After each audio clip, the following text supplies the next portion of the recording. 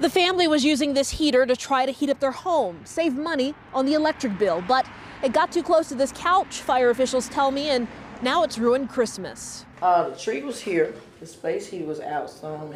Inside Rhonda Wiggleton's home, heavy smoke damage covers photos of loved ones. I guess the space heater just got too close to the couch, that's what the fireman says. Luckily, no one was home Sunday when the fire started. Rhonda says she and her two kids came home around 2:30 this morning after being out all day shopping and spending time with family. Firefighters say the heater was to blame. Outside the Howard Street home, what's left of the couch and Christmas tree.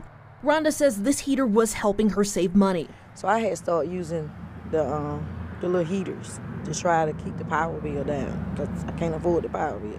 She hopes what has darkened their Christmas won't happen to other families. Don't leave your space heaters on when you're not home.